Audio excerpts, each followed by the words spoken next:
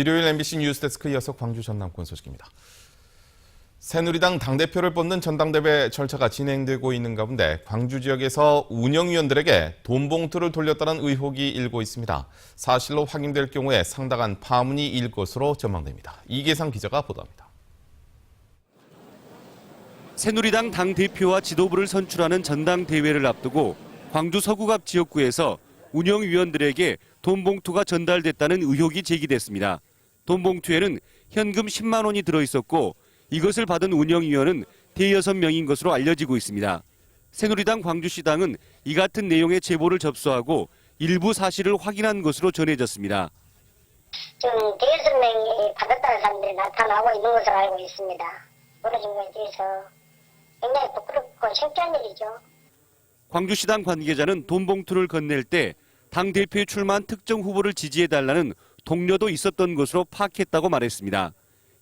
이에 대해 돈 봉투를 돌린 쪽으로 알려진 당협위원장은 투표 참여를 당부하는 자리는 가졌지만 특정 후보 지지나 금품 살포는 전혀 있을 수 없는 일이라고 해명했습니다.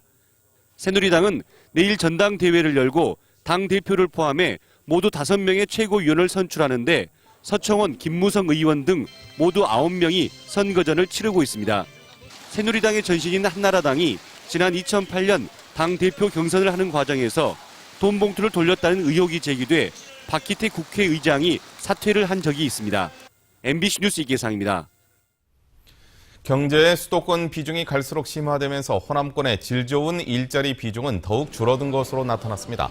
현대경제연구원의 대한민국 일자리 지도에 따르면 호남권의 고임금 산업 일자리 비중은 최근 5년 동안 8.9%에서 8.3%로 낮아졌습니다. 산업연구원의 또 다른 조사 결과에서는 총체적인 광주의 일자리 질 지수가 50.6, 전남은 48.7로 전국 평균 51보다 낮게 나왔고 특히 광주는 고용기회와 임금 보상, 고용 평등에서 전국 최하위권에 머물렀습니다. 전남과 제주를 오가는 백길 관광객이 세월호 참사 이후 크게 줄었습니다.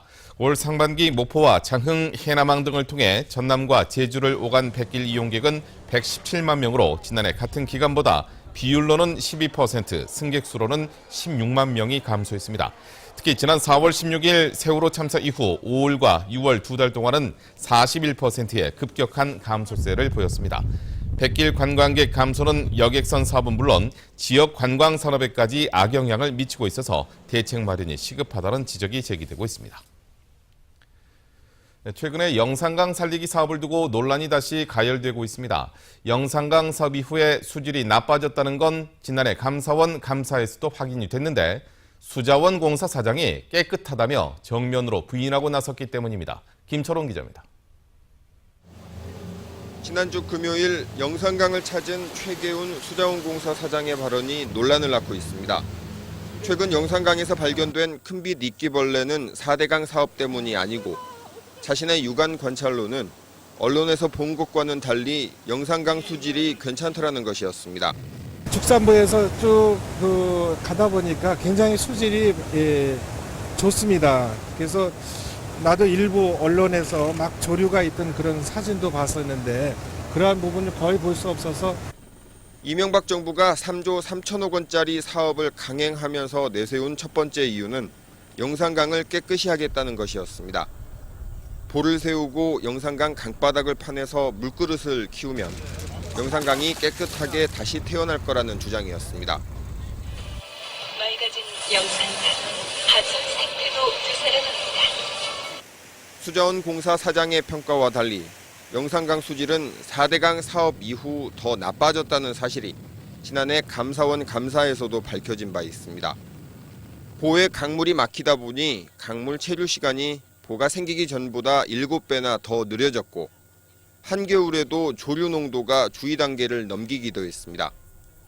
원인을 알 수 없는 물고기 폐사가 일어나는가 하면 녹조가 창궐해 영산강을 뒤덮기도 했습니다.